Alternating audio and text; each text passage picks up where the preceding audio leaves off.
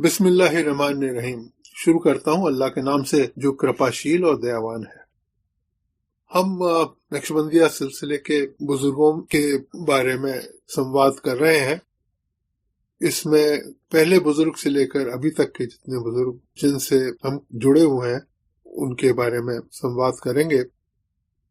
ये सिलसिला हिंदुस्तान में हजरत बाकी बिल्ला रहमतुल्लाह अलैह के द्वारा आया, फिर हजरत मुजद्दिद अल-फिसानी और फिर हजरत मिर्जा जानजाना के द्वारा आगे फैला। जब भी आप ज़ियारत के लिए जाएं तो अच्छा तरीका है पहले उनके बारे में पढ़ के भाव पैदा हो और फिर उनसे मन ही मन प्रार्थना करें कि हुजूर मैं आपके जगह पे आ रहा हूँ, मुझे अपनी मेहरबानी से मुशर्रफ कीजिए, मुझे अपनी कृपा दीजिए। जब वहां पहुंचे तो वहां पे सूरह फातिहा पढ़ें या जो भी आपको उनके लिए प्रार्थना करनी हो जिस भी भाषा में प्रार्थना करें, अदब से करें और ये मान के चलें वो जिंदा है, वो सुन रहे हैं, तो असर होगा और जरूर उनकी मेहरबानी भी होगी। हमारे अगले बुजुर्ग हैं 36 नंबर पे महात्मा रामचंद्र जी लाला जी महाराज फतेहगढ़ी। आपके पिताजी चौधरी हरबख्श राय बहुत बड़े अमीर थे, उस जमाने के सुपरिटेंडेंट भी थे वो चुंगी के। उस पे आपके पूर्वजों को 555 गांव की जागीर भी दी गई थी अकबर के जमाने में। आपकी पत्नी के कोई शुरुआत में बच्चा नहीं था। एक रोज एक फकीर आया, उसने कुछ खाने को मांगा और उसे वो दिया गया तो बड़ा खुश होकर उसने कहा बोलो। तो नौकरानी ने कहा कि मालिक का दिया सब कुछ है पर मालिकिन की गोद खाली है। इस पे उन्होंने हाथ ऊपर उठा के कहा अल्लाह अकबर और 1 2 कह के चले दिए। उन्हीं के आशीर्वाद से 1873 को बसंत पंचमी के शुभ दिन श्रीमान लाला जी महाराज का जन्म हुआ और बड़े ठाट-बाट से आपका जीवन चला। कम उम्र में ही आपकी शादी भी हो गई, लेकिन शादी के थोड़े दिनों बाद ही आपके पिताजी का देहांत हो गया। आपके बड़े चचेरे भाई का भी देहांत हो गया। उन दिनों राजा मैनपुरी से इनकी बहुत बड़ी जायदाद का मुकदमा चल रहा था। उसमें कोई देखभाल करने वाला था नहीं। अल्लाह की मर्जी ऐसी ही थी कि मुकदमा इनके हाथ से निकल गया, हार गए, बहुत बड़ी जायदाद हाथ से निकल गई। मुकदमे के खर्च में घर जेवर मकान भी बिक गए। लाचार होकर आपको 10 रुपए मासिक की नौकरी करनी पड़ी कलेक्ट्री में। लेकिन ये तो फकीरी करने आए थे, इसीलिए ऐसे रास्ते बन गए। जैसा कि 34वें बुजुर्ग हुजूर महाराज के बारे में जो बताया गया उसमें बताया गया है कि ये बगल की कोठरी में रहते थे और बारिश में फिर हुजूर महाराज ने अपनी रजाई उड़ा दी और इनको पहली बार अल्लाह पाक का दीदार कराया। अब ये हुजूर महाराज से बराबर मिलते रहते थे, फैज़याब होते रहते थे। 23 जनवरी 1896 को उन्होंने आपको बैत कर लिया। इन्होंने अपना धर्म परिवर्तन करना चाहा पर हुजूर महाराज ने उसकी इजाजत नहीं दी। फिर वो अपने छोटे भाई महात्मा रघुनाथ दयाल जी के साथ हुजूर महाराज की सेवा में रोज जाया करते थे। एक बार लाला जी महाराज हुजूर महाराज के साथ टहलने गए। शाम का समय था, महात्मा जी अपने घर की कठिनाइयां निवेदन कर रहे थे। दोनों महापुरुष एक पुलिया पर बैठ गए। वो जगह बड़पुर की पुलिया कहलाती है, फर्रुखाबाद में। हुजूर महाराज भक्ति के आवेश में आ गए। हृदय में प्रेम का समुद्र उमड़ पड़ा। बड़े प्रेम से अपना सीधा हाथ महात्मा जी के कल पे रख दिया। बोले बड़े भाग्यशाली हो, अल्लाह आपके प्यारे हो, तुमने बड़े सस्ते दामों में यह नियामत ले ली है, देखो। इतना कहते ही उनको कहा सामने देखो। लाला जी महाराज कहते थे अजीब दृश्य सामने था। हर तरफ प्रकाश ही प्रकाश था, जिसमें एक अजीब आनंद और आकर्षण था जो वर्णन में नहीं आ सकता। सारी सृष्टि, घर दीवार, जीव जंतु सभी उस प्रकाश में नाच रहे थे। अजीब मस्ती सब पे छाई हुई थी। ऐसा मालूम होता था कि प्रकाश ही सबकी जान और जीवन है और यही सबका लक्ष्य भी है। महात्मा जी ने यह हालत हुजूर महाराज से बयान कर दी। उन्होंने कहा शुक्र है, रास्ता गलत साबित नहीं हुआ। यही तुम्हारा असल है और यही लक्ष्य है। इसी में अपने को गुम कर दो। अब मैं तुम्हारे पीठ के पीछे हूं, सामने आना ठीक नहीं। महात्मा जी कहते थे जब मैं सैर के लिए जा रहा था, दुनिया मेरे साथ थी, जब मैं वापस हुआ तो ये दुनिया सदा के लिए छूट चुकी थी, संसारी चिंताएं सदा के लिए छूट गई थी। हुजूर महाराज ने लाला जी महाराज को आचार्य पदवी देते समय एक जलसा किया, जिसमें सभी संप्रदायों के महापुरुष पधारे। हिंदू, सिख, ईसाई, मुसलमान, नानक पंथी, कबीर पंथी, जैन, बौद्ध इत्यादि थे। सबके सामने आपने महात्मा जी को पेश किया। बोले, सारी उम्र मैंने ये वृक्ष तैयार किया है, आप साहिबान चाहें तो इसकी पूर्ति करें और पूर्णता की पुष्टि भी कर दें।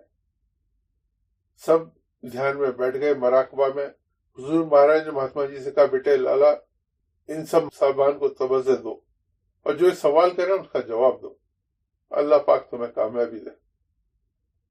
लाला जी महाराज ने तवज्जो देना शुरू किया। पहले तो एक आनंद अनुभव हुआ, धीरे धीरे सब लोग विचार शून्य हो गए। आखिर में सिवाय परमात्मा की याद के कोई विचार नहीं बचा।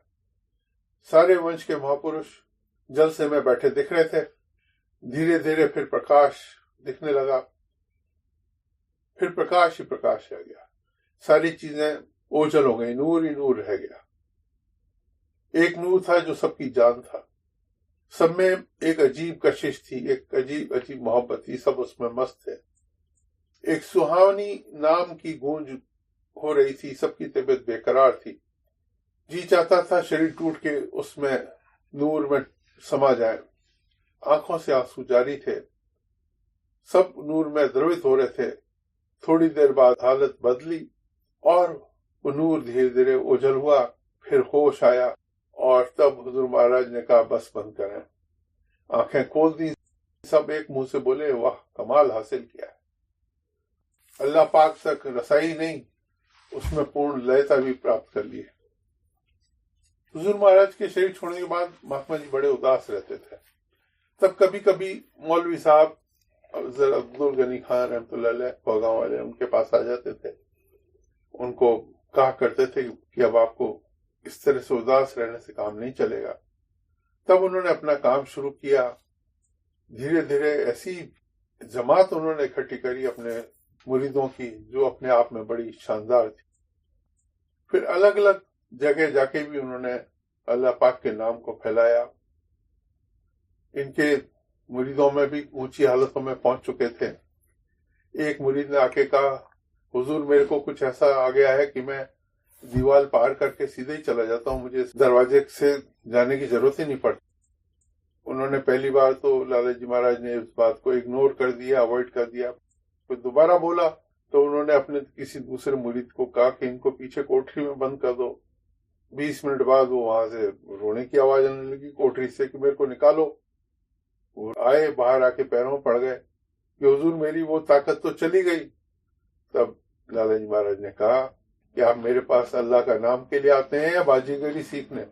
बाजीगरी सीखनी हो तो दुनिया में बहुत सारे लोग हैं, मेरे पास तो खाली ईश्वर का नाम है, अल्लाह का नाम है।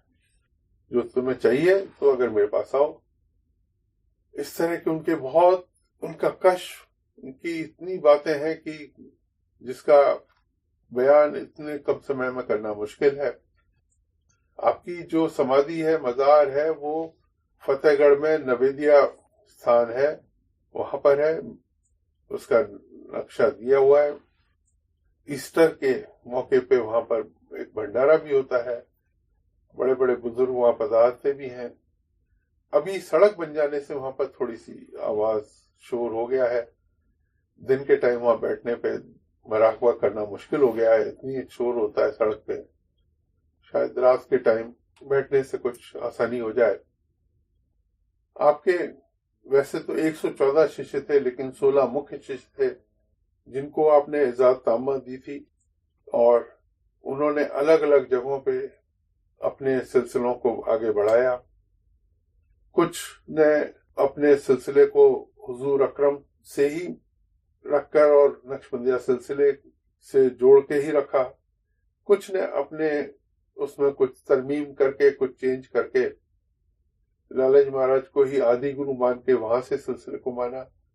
बहरहाल जो भी हो, काम उनका है, वो हो रहा है और बड़ी पुरअसर हो रहा है, इसमें कोई दो राय नहीं है। आपकी मजार अपने आप में एक विशेष स्थान है। इस जमीन पे उपलब्ध गिने चुनी जगहों में है जहां नमन करने से कोटि कोटि जन्मों के पापों का क्षय भी हो जाता है। अपने जीवन में कोई एक बार भी इस मजार पे सच्चे मन से पहुंच गया तो कालांतर में उसके भवसागर से उद्धार हो जाने में कोई शंका नहीं है। हमारे अगले बुजुर्ग हैं 36 नंबर में ही दूसरे। 36 में 3 बुजुर्ग आएंगे। पहले लाला जी महाराज हैं, दूसरे उनके भाई चचा जी महाराज रघुवर दयाल जी हैं, तीसरे नंबर पे तीसरे भाई हैं 36-3 पे कृष्ण स्वरूप जी महाराज। वही तीनों भाइयों के बारे में है। तो 36वें में दूसरे पे हैं जनाब रघुवर दयाल जी साहब। ये लाला जी महाराज के छोटे भाई थे। आपका जन्म 7 अक्टूबर 1875 में हुआ था। पिताजी बहुत रईस थे तो उनका बड़ा रईसी में ही पालन पोषण हुआ, लेकिन पिता के अचानक स्वर्गवास होने के बाद, उनकी मृत्यु होने के बाद दोनों भाई मुश्किलों में आ गए। आपका जीवन बड़े ठाट बाट से बीता, लेकिन आपको पिता के शरीर छोड़ने के बाद बड़ी कठिनाई का सामना करना पड़ा। आपने उर्दू भाषा की उच्च शिक्षा ली, अंग्रेजी की शिक्षा प्राप्त करी। फिर उसके बाद इनको नौकरी मिली असिस्टेंट स्टेशन मास्टर तार बाबू के पद पे। एक अंग्रेज इंस्पेक्टर उन दिनों बहुत गालियां देता था। वो इंस्पेक्शन को आया, इनको गालियां सुनाई। थोड़ी देर आप सुनते रहे, फिर उसको कमर पकड़ के जमीन पे पटक दिया, सीने पे चढ़ बैठे। लोगों ने भी बचाव किया, इंस्पेक्टर चुपचाप चला गया। कोई केस नहीं बने इसके पहले आप इस्तीफा देकर नौकरी छोड़ा है। फकीरी जिसको करानी होती है मालिक को, वो कुछ न कुछ ऐसे काम जरूर होते हैं। फिर अपना जीवन फतेहगढ़ में ही व्यतीत किया। वहां पर आप कचहरी में अर्जी नवीस ऐसे छोटे मोटे काम किया करते थे। इस बीच में आपकी शादी भी हो गई। आपके 3 पुत्र हुए, ब्रजमोहन लाल, राधा मोहन लाल और ज्योति मोहन लाल। आपका बड़ा कठोर तपस्या का समय था। आपने कई दिन निराहार रहकर रात भर जाग के तपस्या करी। लाला जी महाराज थोड़ी सी दूर पे थे, गंगा के पार फतेहगढ़ में, और ये थे गंगा की दूसरी तरफ एक अलीगढ़ जगह है वहां पे। अलीगढ़ खास अलीगढ़ नहीं, अलीगढ़ एक बहुत बड़ा शहर भी है, वो नहीं, एक वहां पे एक दूसरा अलीगढ़ नाम था। फतेहगढ़ में आप इतने अधिक एक बार बीमार हो गए थे कि आपके जिंदा रहने की आशा भी नहीं रही। तब कहते हैं लाला जी महाराज ने अपनी आयु का कुछ हिस्सा आपको दे दिया। तो आपके बड़े भाई लाला जी महाराज तो अपनी आयु के 59 साल भी पूरे नहीं कर सके, लेकिन चचा जी महाराज उसके बाद 16 साल तक और जीवन में रहे। सन 24 के बाद आपका जीवन कानपुर में ही बीता था। आपने एक छोटा सा मकान कर्नल खटिकाना में ले लिया था। वहां पर एक आर्य नगर बसाया जा रहा था, वहां पर भी आपको कुछ प्लॉट मिल गए थे। वहां पर आपका अभी मकान है रघुवर भवन के नाम से। ये अपने भाई का जैसा आदर करते थे वैसा अक्सर देखा नहीं गया। हाथ बांध के खड़े हो रहते थे और मृत्यु के बाद भी वो ताजीम करते थे कि आश्चर्यजनक। चचा जी महाराज का तरीका ये था कि हंसते खेलते ही इस फकीरी को बांटते थे। उनके जीवन में सैकड़ों किस्से हैं जिसमें वो बड़े एडवेंचरस रहे। बहुत गजब के तबला बजाने वाले थे, तो कहीं तबला बजा के बड़ा उन्होंने नाम कमाया, लेकिन जहां पर लगा कि अब इसे बस करना चाहिए तो चुपचाप पर्दे से बाहर, इस सारे माहौल से एकदम बाहर आ गए। वो अपने टाइम में हुजूर महाराज के पास भी जाते थे। हुजूर महाराज आपको बहुत प्यार करते थे, कहते थे ये हमारे खिलौना है, और इनसे खूब हंसी मजाक किया करते थे। एक आदमी आया, वो आके बोला कि मैं आपकी पूजा में आऊंगा। चचा जी महाराज से कहा लेकिन मैं शराब पीता हूं और मैं शराब पी के भी आ सकता हूं आपकी पूजा में। चचा जी महाराज मुस्कुराए कि तुम पी तब सकोगे ना जब अल्लाह पाक की मेहरबानी हो। अल्लाह पाक चाहेंगे तो, अल्लाह पाक अगर नहीं चाहेंगे तो तुम कैसे पियोगे। कुछ नहीं बोले। उन्होंने कहा बस इतना क्या करना है, पी के जब आओ कान में मेरे को बता देना आज कितनी पी के आए हो, कितनी पैक पी है या कितनी बोतल पी है, वो सब मेरे को बता। लोग देखते थे, पीछे एक आदमी बैठा है और मगन बैठा है, और वो पूजा खत्म होती थी, कान में आके धीरे से कुछ बोलता था और चला जाता। फिर वो अचानक आदमी आना बंद हो गया। महीने भर बाद वो आया तो सड़क पे खड़ा खड़ा जोर से चिल्ला रहा था, आपको मेरे साथ ऐसा नहीं करना चाहिए था। ये बाहर आया, हाँ बेटा क्या हुआ? आपको मेरे साथ ऐसा नहीं करना चाहिए था। बोले मैंने क्या किया? आपको मेरे को शराब छोड़ानी थी तो छोड़वा देते, आपने मुझे उससे नफरत क्यों करवा दी? मुझे अब इससे ऐसी नफरत हो गई है कि मैं उसको जहर से भी ज्यादा खराब समझता हूं और मैं पी नहीं सकता। चचे महाराज ने कहा, भाई मैंने तो कुछ नहीं किया। नहीं, सब आपने किया। तो इस तरह के इनके बहुत किस्से रहा करते थे। इनके पड़ोस में मुंशी जी रहते थे, उनके बाल बच्चे थे, कभी कभी उनको खाने को भी नहीं मिलता था। चची महाराज उन मुंशी जी को सहायता भी देते थे और दूसरों को कहते थे भाई इनके हेल्प करते रहो। एक रोज मुंशी जी ने तंग आके कहा कि काम खत्म करो, मैं तो गंगा में डूब डाब जाता हूँ, फिर चचा जी महाराज जाने और मेरे गुरु भाई जाने, मेरे घर तो वो संभाल ही लेंगे, अभी भी वही संभाल रहे। तो ये गंगा में कपड़े उतार के गंगा में घुस गए और डूब मरने का इरादा किया। देखा चचे महाराज डंडा लेके आ रहे हैं, डांट के बोले क्या अनर्थ करते हो, जल्दी से पानी से बाहर निकलो। डांट के मारे घबरा गए, जल्दी में कपड़े जूते हाथ में लिए और भागे। भागते जाते थे और पीछे देखते जाते थे कि चचे महाराज डंडा ले आ रहे हैं कि नहीं। चचे महाराज आ रहे थे डंडा लेके पीछे। एक मोड़ के बाद मुड़े, उसके बाद जब आ गया घर चचे महाराज का तो सीधे घुस के कपड़े पहन के और दौड़े दौड़े आए, चच्ची के पास गए कि मेरे को बचा लीजिए, आज तो डंडे पड़ने ही है, आज तो बहुत बड़ी गलती हो गई है। तो चच्ची से जाके कहा कि माता जी मेरे से गलती हो गई है, मैं वहां पे गंगा जी में डूबने जा रहा था और चचा जी महाराज ने मेरे को निकाल तो दिया, लेकिन वो मेरे पीछे आ रहे डंडा लेके। बोले वो तो यहीं पे घर पे तब से ही बैठे, देख लो तुम जाके। वहां जाके देखा तो वहां तो महफिल सजी हुई थी, बहुत सारे लोग बैठे थे। वो चुपचाप पीछे जाके बैठ गए। एक आदमी से धीरे से पूछा कब से बैठे हो? तो साथी ने कहा कि हम तो 2 घंटे पहले आ गए थे, कि चचा जी महाराज तो यही बैठे हुए हैं, कहीं गए नहीं है। और फिर इनको देख के बहुत हंसे। पूछा मुंशी जी मिजाज अच्छा है? तो उन्होंने सब किस्सा अर्ज कर दिया, आप सब हंसने लगे। मुंशी जी ने सत्संगियों से एकांत में पूछा, मालूम पड़ा आप तो प्रातः काल से यहीं बैठे हैं और कहीं गए नहीं। तो ये इस तरह का इनका जीवन था। इसी तरह भक्तों की संभाल करते थे। एक बार आप बरेली गए थे, बरेली में शायद आला हजरत की मजार पे गए, वहां कव्वाली हो रही थी, बड़ा समा बंधा हुआ था, खूब स्वर उठाए जा रहे थे। चचा जी महाराज भी वहां पहुंच गए। जैसे ही कव्वाली समाप्त हुई, चचा जी ने ऊंचे स्वर में एक गजल शुरू कर दी। न ख्वाहिश दौलत दुनिया, न जन्नत रा तलबगारम, दुलो जामी फरोशम, दर्द इश्क रा खरीदम, न पेश मन खुद इबादत शुद, न पोशीदम रियाजत रा, नजर बद फजल तो दारम, सरापा मन गुनहगारम। न तो मुझे संसारिक धन की वैभव कामना है, न स्वर्ग की इच्छा है, दिल और जान को बेचता हूँ, बदले में प्रेम और पीड़ा का ग्राहक हूँ। मुझसे न तो भक्ति बन सकी है, नहीं मैंने तब किया है, मैं तो सिर से पैर तक पापी हूँ, तेरी दया कृपा का भरोसा है। इतने में सुनते ही जो शाह साहब थे वहां के बरेली शरीफ के, वो उठे, तड़प कर उठे और चचा जी महाराज का हाथ पकड़ कर उनके पास बिठाया। चिश्तियों के यहाँ जिसे गुरु पदवी की इजाजत देते हैं, उनको अपना रुमाल, टोपी, चादर आदि कुछ देते हैं। तो उन्होंने जलसे खत्म होने के बाद प्रथा के अनुसार चचा जी को एक रुमाल पेश किया।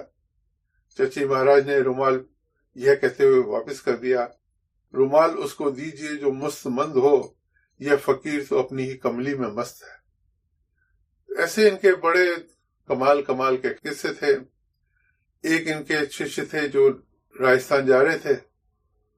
चचे महाराज ने इनको कहा तुम अजमेर जाओ तो हजरत मोइनुद्दीन चिश्ती रहमतुल्लाह अलैह की दरगाह पे जाना। जब वो अजमेर पहुंचे, स्टेशन पे ही ख्वाजा साहब अपने भांजे के साथ आपको लेने आ गए और बाद हुआ सलाम ख्वाजा साहब ने फरमाया तुमको हमारे यहाँ मेहमान भेजा गया इसलिए हम आए हैं। जब सदर दरवाजे पर पहुंचे मजार गेट पे पहुंचे तो बोले यहाँ से हमारा इलाका शुरू होता है।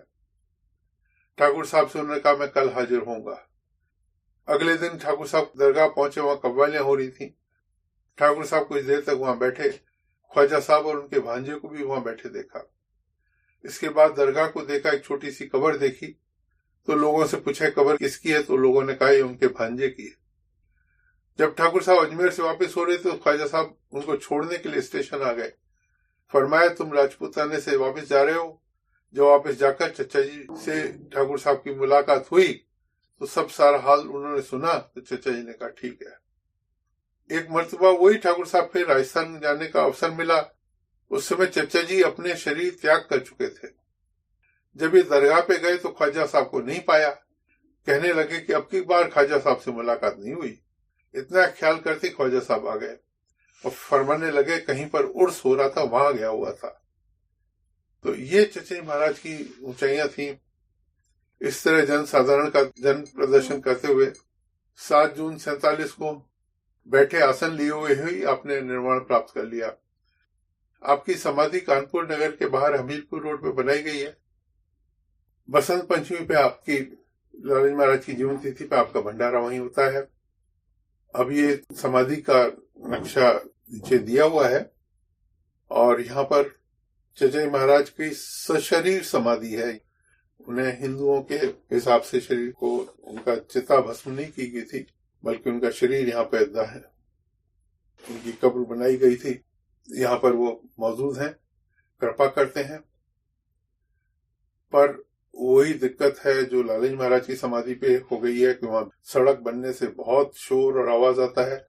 ऐसे वो हमीरपुर रोड पे ट्रकों और बसों की जो आवाज है, हॉर्न, इतना शोर है कि वहां पर दिन में ध्यान करने में दिक्कत आती है। तो आप कोशिश करें कि रात के टाइम जाएं तो थोड़ा ज्यादा अच्छा फायदा होगा। डिटेल इसकी मैप वगैरह सब दिया गया है, बड़े आसानी से पहुंचा जा सकता है। इसके बाद अगले बुजुर्ग हैं 36-3 पे हजरत जनाब महात्मा कृष्ण स्वरूप जी साहब जयपुर। ये लालजी महाराज के तीसरे भाई हैं। 36 नंबर पे 3 बुजुर्ग अपने मानते हैं हम लोग, ये तीसरे हैं। इनका भोगांव में जन्म 22 दिसंबर 1879 में हुआ। ये लालाजी महाराज से 6 साल छोटे थे और लालाजी महाराज के फर्स्ट कजन ब्रदर थे। इनको भी 23 साल की आयु में गुरु पदवी मिल गई थी। इनके भी गुरु महाराज, चचा जी महाराज के भी गुरु महाराज और लालाजी महाराज के गुरु महाराज हुजूर महाराज ही थे। और इन तीनों ने ही अपने बेटों को, बच्चों की जितनी भी बैत सबने कराई, इन सब ने मौलवी साहब, भोगांव वाले मौलवी साहब से अपने अपनी बैत कराई। ये एक बार मुफ्ती के मदरसे में पतंग उड़ा रहे थे, पतंग लूटने के लिए दौड़े दौड़े आए तो वहां पे हुजूर महाराज बैठे थे। पतंग उनके पास आ गई, उन्होंने पकड़ ली और इनको कहा कि आ जाओ ले लो पतंग। जैसे ये पास में आए तो हुजूर महाराज ने इनको पकड़ के गोदी में बिठा लिया। फिर थोड़ी देर तक पतंग उड़ाते रहे। फिर बोले लालाजी महाराज से कि मुंशी जी आज ये आपके छोटे भाई हमारे हो गए। और फिर उसके बाद उनकी तरबियत सब हुजूर महाराज ने करी। फतेहगढ़ में शुरुआत में पढ़े, फिर वो आगरा चले गए डॉक्टरी पढ़ने के लिए। इनकी कहते हैं तवज्जो बहुत स्ट्रांग हुआ करती थी। ये पूजा भी बहुत गहरी हालत में डूब कर किया करते थे। डॉक्टरी करने के बाद इनका रावटी एक जगह है मध्य प्रदेश में, रतलाम से अगला स्टेशन है, वहां पे आपकी नियुक्ति हो गई। वहां पर आपको रेवा शंकर जी और पंडित हीरालाल जी ड्रेसर और कंपाउंडर मिले। उन दोनों को भी आपने फकीर बना दिया। बड़ी बड़ी ऊंची हालतें अपने मुरीदों को आपने प्रदान करी। ये कहते हैं सशरीर कहीं भी पहुंच सकते थे, अपने शिष्यों के पास कितनी भी दूरी हो वहां पहुंच जाते थे। उसके बाद वो फिर अजमेर आपने अपने आप को स्थापित किया। वहां पे बड़े इनके कशो करामात बहुत होती थी, लेकिन सबसे बड़ी बात थी आपकी रियाजत, इबादत, ज़ुहद, तकवा, ये बहुत ऊंचाई पे थे आपके। इनके पास बड़े बड़े साधु आते थे, जिसमें कि बसवा बांदीकुई के अर्जुन दास जी थे, एक आनंद भिक्षु जी थे। ऐसे कई साधु भी आपके पास आते थे, जिनको भी आपने ऊंचाइयों पे पहुंचाया। इनके पास ठाकुर राम सिंह जी भी आते थे। उनके पुलिस में ही एक कांस्टेबल था, किशन पुलिस कांस्टेबल, वो इनके पास आया तो उसने चाहा कि इसको कुछ सिखा दिया जाए, तो उन्होंने इसको ध्यान करने का तरीका बता दिया। थोड़े दिन में किशन पुलिस कांस्टेबल का अभ्यास हो गया, समाधि भी लगने लग गई और उसकी खड़े खड़े समाधि लग जाती थी। 1940 के पहले की बात है। श्री कृष्ण ड्यूटी में पुलिस लाइन में था, परेड होती थी, लेकिन वो पूजा करने बैठा और पूजा करने में ऐसी समाधि लग गई कि धूप निकल आई। परेड समाप्त होने के बाद उसकी आंख खुली तो किशन मन में घबराया कि आज तो मेरी एब्सेंट लग गई है। दौड़ के भाग गया तो वहां जाके लोगों से कहा मैं परेड चूक गया, जाने अब कितना दंड मिलेगा। तो उन्होंने कहा भांग खाई है तूने, बैकी बैकी बातें कर रहा है, तूने तो हमारे साथ परेड करी है। उसको विश्वास नहीं हुआ। उसने अपने हवलदार के पास जाकर रजिस्टर में अपनी उपस्थिति देखी, अपनी अटेंडेंस खुद ने अपने हाथ से दी हुई है उसने। बहुत देर बाद बैठ के सोचता रहा। अंत में निर्णय किया कि ऐसी नौकरी मुझे करनी नहीं जिसमें मेरे पीरो मुर्शिद को नौकरी करनी पड़े। नौकरी से रेजिग्नेशन किया, वहां से चल दिया। फिर उसके बाद अपने गांव में जाके रहने लगा। वो ऐसे कई किस्से थे कृष्ण स्वरूप जी साहब के साथ, उनके भक्तों के साथ हुए थे। फकीरों की 7 मंजिलें आपने एक पुस्तक लिखी। मुकुंद भाती जी, ये गंगा भाती जी थे राजगढ़ में, वो आपके पास आया करते थे। उन्होंने आपको मूर्ति की तरह से फोटो की पूजा करने लगे तो आप गए वहां राजगढ़ तो अपनी फोटो हटवा दी, उनसे कहा पूजा वही करिए लेकिन मेरी फोटो नहीं रहनी चाहिए। ऐसे ये इनकी तवज्जो पत्थर तोड़ तवज्जो थी जो दिलों को रेजा रेजा कर देती थी। ये दूसरों का कष्ट देख के उसके रोग को खींच लेते थे, कई बार स्वयं भी भोगते थे। आपने अपने मृत्यु के 3-4 महीने पहले सब कुछ खाना पीना छोड़ दिया था। न खाते थे न पीते थे, बस सुबह शाम चाय का एक एक घूंट लेते थे बस। ऐसी हालत में घूमने जरूर जाते थे। चाल इतनी तेज थी कि कोई साथ नहीं चल सकता था। आखिरी के 3 दिन आंखें बंद करके पलंग पे लेटे रहे। पवित्रता का ख्याल रखते थे लेकिन किसी से बात नहीं करते थे। जाप इनका चलता रहता था। इंजेक्शन और दूध को भी बाहर की चीज कह के छोड़ दिया था। जैसे शरीर का शोधन करते हैं ऐसे उन्होंने अपने शरीर का शोधन कर लिया था। जलाल का ये आलम था कि जिस कमरे में वो लेटते थे या शरीर छोड़ा था वहां इतनी गर्मी थी कोई 5 मिनट के लिए भी वहां खड़ा नहीं रह सकता था। अंत समय सभी सत्संगी बंधु मौजूद थे। उन्होंने इस जलाल को अनुभव किया। 19 सितंबर 58 को एक ज्योति अनंत ज्योति में विलीन हो गई। ठाकुर मूल सिंह ने उनके शरीर से एक प्रकाश पुंज को ऊपर की ओर धीरे धीरे जाते हुए देखा और उपस्थित लोगों को भी उस समय दिखाया भी था। आपकी समाधि फतेहगढ़ में श्रीमान लालजी महाराज की समाधि के परिसर में ही है। अत्यंत पवित्र स्थान है। यहाँ बैठकर श्रीमान की पत्थर तोड़ तवज्जो का बखूबी अनुभव किया जा सकता है। श्रीमान धुर के भेदी थे। आपकी समाधि पे अत्यंत विनीत भावना से प्रणाम करके कृपा की भीख मांगनी चाहिए। हमारे 37वें बुजुर्ग हैं संत सदगुरु महात्मा हरनारायण जी साहब सक्सेना। आपका जन्म 20 मार्च 1908 को हुआ था। इनका सारा काम मार्च में ही हुआ। इनको गुरु पदवी भी मार्च में मिली, इनकी दीक्षा भी मार्च में हुई और इनका देहांत भी मार्च में हुआ। इनको गुरु पदवी मिली थी 25 मार्च को, इनकी दीक्षा हुई थी 24 मार्च को और इनका देहांत हुआ था 4 मार्च। आपका जन्म जो था वो टोंक में हुआ था और बड़े भक्त परिवार में हुआ था। आपके पिताजी बहुत माताजी भक्त थे और ये 3 भाई थे। इनके सबसे छोटे भाई थे, उनका नाम था ओम प्रकाश जी और वो तो इतने कमाल के भक्त थे कि उनका तो अवेलेबल है यूट्यूब पे कि उन्होंने किस तरह से स्टूडेंट लाइफ में ही अपने शरीर को त्याग दिया था भगवान कृष्ण की याद में।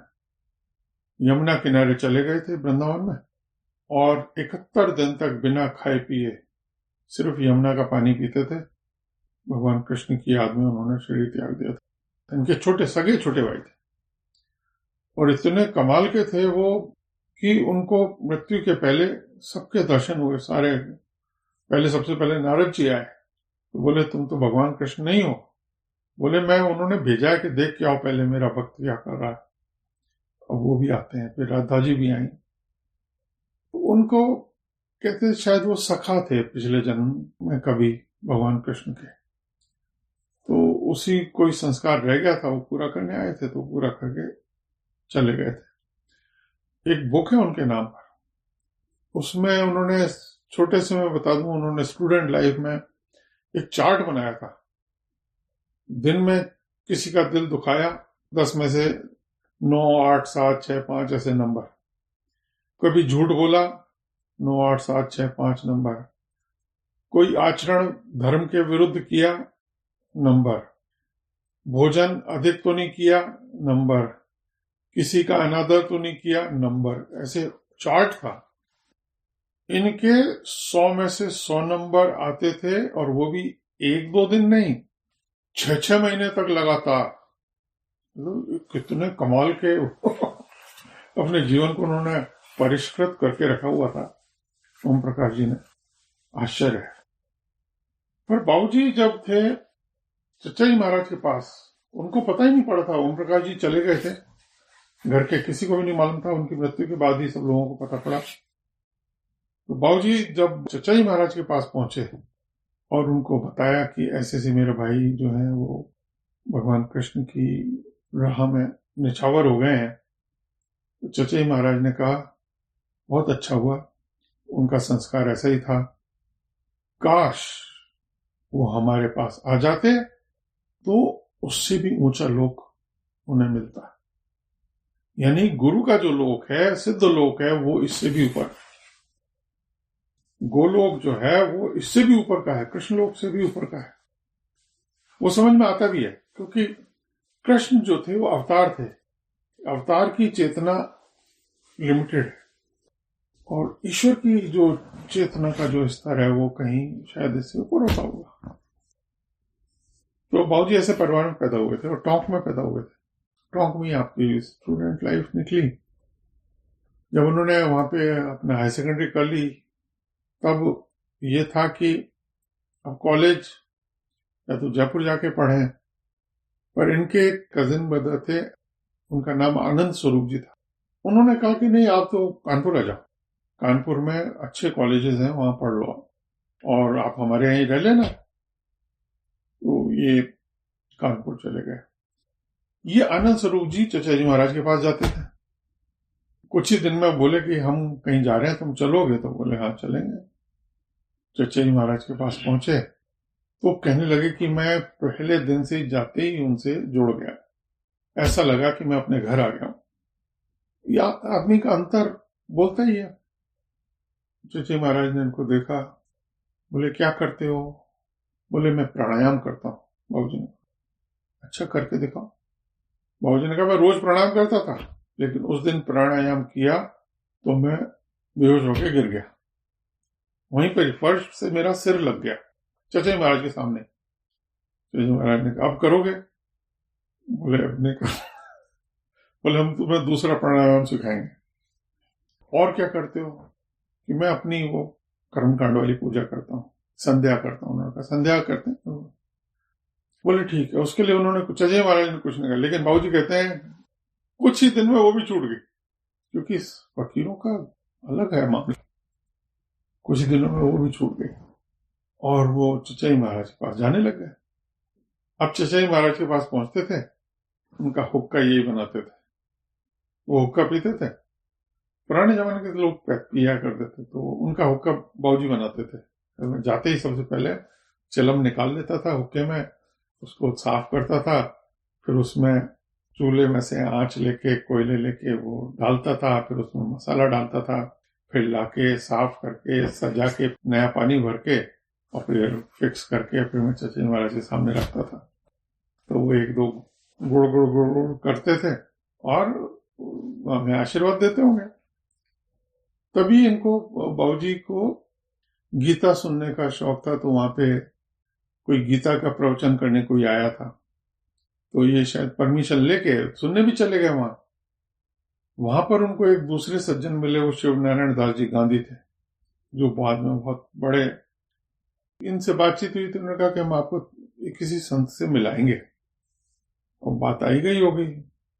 तो देखा एक दिन ये पार्क में बैठे हुए थे, तो शिवनारायण दास जी महीने 2 महीने बाद निकले होंगे। वो बोले हम तो आपको ही ढूंढ रहे हैं, आपने कहा था संत से मिलाएंगे तो आप मिलाओ। तो इन्होंने कहा कि चलिए आप कब आएंगे। तो डेट फिक्स हो गया, चचा जी महाराज के पास लेके गए। कहते हैं कि चचा जी महाराज और वो शिवनारायण दास जी गांधी आपस में ऐसे मिले कि भूल गए कि मैं यहाँ हूं भी कि नहीं। हुक्का लाके भी रख दिया। तो उन्होंने बस वो बातों में दोनों खुसफुस बातें कर रहे थे बहुत देर से, जाने किसी कोई भटकी हुई आत्मा को मैंने मिला दिया था चचा जी महाराज से। और बाद में शिवनारायण दास जी गांधी बहुत बड़े संत, बहुत बड़े बुजुर्ग हुए। फिर आया ईस्टर का भंडारा, मार्च अप्रैल में आता है। तो फिर ये हुआ कि फतेहगढ़ जा रहे हैं, तुम भी चलो, फतेहगढ़ जा रहे हैं। तो ये सब फतेहगढ़ आ गए। वहां लाला जी महाराज से पहली मुलाकात हुई। लाला जी महाराज ने उनको देखा। तो ब्रजमोहन लाल जी थे, वो अरेंजमेंट्स वगैरह करते थे। ब्रजमोहन लाल जी साहब ने कहा, चचा जी महाराज के बड़े बेटे, तो उन्होंने लाला जी महाराज से कहा कि साहब इनका कर दें दीक्षा। किसी की दीक्षा हो रही थी, तो लाला जी ने कहा हाँ बुला लो, उनको बुला लो। बाबू जी की हाथ के हाथ दीक्षा हो गई। मतलब ना इन्होंने रिक्वेस्ट करी ना उन्होंने बुलाया, थर्ड पर्सन ने कहा और इंस्टेंट हो गई। यानी होनी थी, बहाना था। बोले दीक्षा होती तो हमारे दिन बदल गए। पूजा में बड़ा आनंद और बड़ी ऊंची ऊंची अवस्थाएं। फिर उसके बाद मौलवी साहब से मुलाकात। पर ये जुड़े रहे चचा जी महाराज से, क्योंकि कानपुर में पढ़ते थे। अब ये कानपुर में रेगुलर अटेंड करने लगे। चचा जी महाराज की रोज पूजा होती थी, ये पहुंच जाते थे। ये जब भी पहुंचते होंगे, पढ़ाई में जब भी फुर्सत मिलती होगी। आनंद स्वरूप जी इनके भाई थे, वो भी जाते थे। इस बीच में लाला जी महाराज ने पत्नी की भाई की बेटी, साले की बेटी थी, तो उसकी शादी की ये ढूंढ रहे थे किसी को। बाबूजी भी सक्सेना ही थे। तो उन्होंने कहा भाई वो हमारे पास आए थे उनको देखो कैसे हैं वो। अब ये तो बहुत ही सज्जन, बहुत ही बढ़िया। तो इंस्टेंटली पसंद आ गया। फिर वो बात चली, फिर उनके पिताजी को चिट्ठी लिखी गई टोंक में। पिताजी आए, मिले, और वो रिश्ता पक्का हो गया। तो बाबूजी के जितने गुरु भाई थे वो ये कहा करते थे, आपने तो गुरु महाराज के घर पे तोरण मारा है। राजस्थान में थोड़ी सी बड़ी बात मानी जाती है तोरण मारना किसी के। आपने तो गुरु महाराज के घर तोरण मारा है, आप उनके घर में ब्याहे हो। फिर सब आपको जितने भी थे, फूफा जी कहते थे उनको। सब जो छोटे थे सब उनको फूफा जी कहते थे, क्योंकि वो बुआ जी के हस्बैंड फूफा जी, इनको फूफा जी कहते थे। पर इनको उससे कोई नहीं, ये तो अपने आध्यात्म में लगे रहे। और मौलवी साहब से भी इनकी मुलाकात होने लगी। फिर भंडारे भी पूरे अटेंड करने लग गए। कोंच का एक भंडारा था, उसमें भी गए। वहां पे बड़े बड़ी ऊंची समाधियों की अवस्था हुई, वो उन्होंने अपनी यादें बुक में लिखा है। फिर उन्होंने, मौलवी साहब ने उनको एक बार बुलाया था भोगांव, तो भोगांव गए थे। तो मौलवी साहब ने उनको बैठा के ध्यान करा के उनको कहा था, हमने तुम्हारे ये 5 चक्र खोल दिए हैं सीने के। इनका बड़ा, एक तो शांत मिजाज के थे, दूसरे सेवा भावी थे, तो इनका बहुत रिस्पेक्ट थी। और इंटरनल सर्किल होता है उसमें बहुत जल्दी ये पहुंच जाते थे। फिर इनकी पढ़ाई पूरी हुई तो इनको नौकरी जयपुर में मिल गई। और जयपुर में इनको अकाउंट्स डिपार्टमेंट में गवर्नमेंट ऑफ राजस्थान के को जॉब मिल गई। अब वहां जयपुर में तीसरे ब्रदर थे कृष्ण स्वरूप जी। तो चचा महाराज ने कहा भाई तुम वो मथनी है वहां पे, उनके पास चले जाओ। वो भी बड़े महान बुजुर्ग, बहुत ऊंचे दर्जे की उनकी। फिर ठाकुर साहब बोले वहां पर ठाकुर राम सिंह जी भी हैं। ठाकुर राम सिंह जी से तो उनकी मुलाकात हो गई थी बाबूजी की। जयपुर में जहां रहते थे वहां पास में था कृष्ण स्वरूप जी का घर। तो वहां पे अक्सर चले जाया करते थे। कहने लगे कि मेरा शुरुआत तो हुई चचई महाराज से, मेरा दीक्षा हुई लाला जी महाराज से, और मेरी परवरिश करी कृष्ण स्वरूप जी साहब ने। कितने साल, 30 साल तक साथ था। ठाकुर राम सिंह जी से इनका 40 साल तक का साथ था। चचई महाराज से इनका 24-25 साल का साथ था। मतलब बहुत लॉन्ग ड्यूरेशन में रहे हैं, ऐसा नहीं कि 1-2 साल में ही बस, लंबे। इनके सारे जो ललन महाराज के जितने शिष्य थे सबसे मिलना जुलना था। इज्जत तो इनकी थी, दामाद थे इसलिए इज्जत भी थी, लेकिन मिलना जुलना खूब था। पर चूंकि घर के थे इसलिए इनको फ्रंट उसमें नहीं लाया गया। भाई लोग आप अपने घर वालों को इंपॉर्टेंस दे रहे हो, तो फकीरों में ये भी होता है, वो कहते हैं कि नहीं, लेट अदर्स टेक इट, घर वाले तो आ ही जाएंगे। बाबूजी के साथ मैंने सारे बुजुर्गों की समाधियों पे इंडिया के गए। आपकी उम्र 94 साल तक रही, और आप लाला जी महाराज के शिष्यों में सबसे ज्यादा उम्र पाई आपने। और लाला जी महाराज के एक ही शिष्य हैं जिन्होंने 21st सेंचुरी देखी, क्योंकि 2003 में आपका देहांत हुआ है, 94 प्लस की एज में। ये तो बहुत ही फ्री, बहुत ही सिंपल, मतलब कोई अहंकार नहीं, कुछ नहीं, जो बात करो उसका हाथ क्या जवाब, बिना लाग लपेट के। उन्होंने पहले से ही मेरे को पहले दिन से बता दिया कि ये हिंदू मुसलमान कुछ नहीं होता है। अगर ऐसा फीलिंग करोगे तो तुम्हें पूरा नहीं मिल पाएगा, इसमें कुछ कमी रह जाएगी, आध्यात्म में कमी रह जाती है। अगर हम इसको तास्सुब कहते हैं उर्दू में, तास्सुब अगर मन में हमारे है तो हमें मिलेगा तो सही, लेकिन जो तृप्त होके जो मिलना चाहिए वो नहीं मिल पाएगा।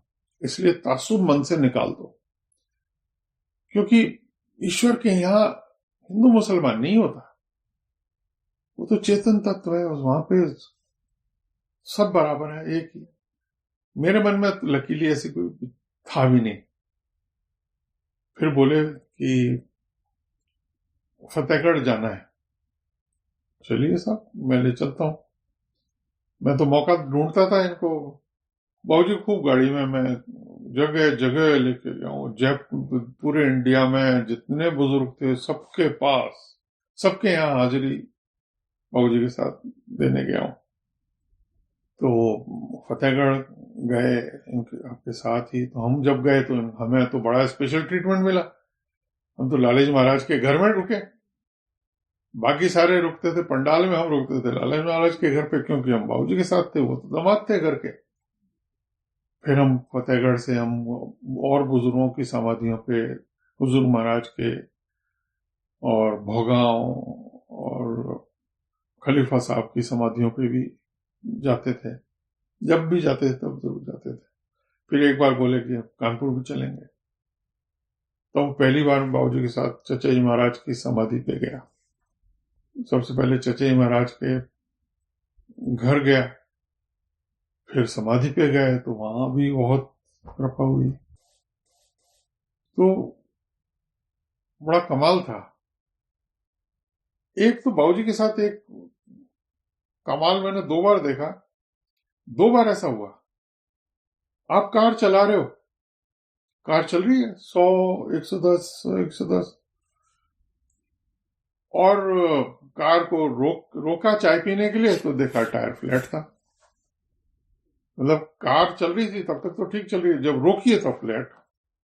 ये 2 बार हुआ। एक तो तब जब हम गए थे कानपुर चचई महाराज के, एक बार दिल्ली से सरिंद गए थे, तो उस कार में, कार सब सही चल रही है, हम तो 5-6 जने थे कार में, अगर एक भी टायर फ्लैट होता तो मालूम पड़ जाता, खड़खड़ होने लगती है, कार हिलने लगती है। कार सही चल रही है, और कार रोकी चाय पीने के लिए, तो वहीं पर पंचर वाले की दुकान, और देखा टायर फ्लैट, और निकले 3 पंचर। 3 पंचर नहीं, बल्कि उसने टायर ही चेंज कर दिया। तो ये क्या था, ये कुछ इनके साथ इस तरह के चमत्कार होते रहते थे बाबूजी के साथ। खूब किस्से बताते थे अपने गुरु भाइयों के, लालाजी महाराज के, चचा जी महाराज के। आपको चचा जी महाराज के जो बड़े बेटे थे राधा मोहन लाल जी, सेकंड जो बड़े थे, बैलमोहन लाल जी से छोटे, वो बड़े जबरदस्त संतु हैं। उनके फ्रांस में और बहुत फॉलोइंग है अभी। मैं फ्रांस भी गया हुआ हूं। वो चचा जी महाराज बता गए होंगे भाई हमने इनको इजाजत को बाद में, ये सारा अरेंजमेंट ऊपर से होता है। तो उन्होंने, राधा मोहन लाल जी ने अपने बेटे को और बाबूजी को एक ही दिन 25 मार्च 1965 में इजाजतनामा लिख के दिया कि आपको शिष्य बनाने की इजाजत है। और ये राइटिंग में होता है सारा काम। बाबूजी तो जॉब कर रहे थे, बड़े अफसर थे, या जो भी कुछ रहा होगा, या वो इतनी उनको इज्जत मिली हुई थी उस घर में, उन्होंने ध्यान नहीं दिया। और ध्यान ही नहीं दिया बल्कि ईश्वर की जैसी मर्जी थी वो भूल गए। भंडारे में नहीं गए थे, उनके एब्सेंस में दिया था उनको, भूल गए वो। पर उन्होंने क्या होता कि वो डायरी लिखते थे। तो डायरी में जैसी वहां से कानपुर से चिट्ठी आई कि आपको गुरु पदवी मिली है, तो उन्होंने कहीं डायरी में अपने मेंशन कर लिया था। समय बीतता गया, अब इनके पास लोग पहुंचने लगे। तो ये क्या करते थे, भाई मैं तो गुरु हूं नहीं, मैं तुम्हें ले चलता हूं मेरे गुरु भाइयों के पास, वो तुम्हें दीक्षा दिला देंगे। तो इनके पास कई लोग आए, इनको ये दिल्ली में ले गए, गाजियाबाद में, और वो श्यामलाल जी थे, उनसे दीक्षा करा दी उनकी। अपने बेटे बहू की उन्होंने सरदार करतार सिंह जी से कराई, वो भी अपने गुरु भाइयों से करवा दी या गुरु भाइयों के शिष्यों से करा दी। राधामोहन लाल जी के दूसरे के बेटे जो थे रविन्द्रनाथ जी साहब, वो जयपुर आए और वो हमेशा मिलने आते ही थे। तो बाबूजी से बात हो रही थी, बाबूजी ने कहा, उनको पता पड़ा, बोले साहब आपको तो इजाजत मिली है, मेरे साथ ही मिली है 1965 में 25 मार्च। बोले मैं अपनी डायरियां निकालता हूं, क्योंकि डायरी रखते थे, हर साल की एक डायरी लाइन में लगा के रखते थे। 1965 की डायरी उन्होंने जहां पे थी ढूंढ के निकाला, 25 मार्च का पेज खोला, उसमें वो, today I received information that I have been nominated to the post of, जो भी कुछ गुरु की वो सब लिख। जयपुर रहते थे वो, गुड़गांव रहते थे, दोनों जगह जाना मिलना होता रहता था। इनकी समाधि कोई नहीं बनी, लेकिन आपके अस्थि श्रीमान लालाजी महाराज, रामचंद्र जी महाराज की समाधि नवेदिया में ही पीछे की तरफ, जयपुर वाले चचा जी महाराज और लालाजी महाराज की समाधि के बीच में एक जगह आपके कुछ अस्थियों का वहां पर रखा गया। तो एक तरह से आप वहीं, मन से भी आप वहीं स्थित थे और आपकी अस्थियां भी वहीं पर हैं। हम लोग तो जब भी श्रीमान लालाजी महाराज की समाधि पे जाते हैं तो बाबूजी की समाधि की भी जियारत हमारी वहीं हो जाती है।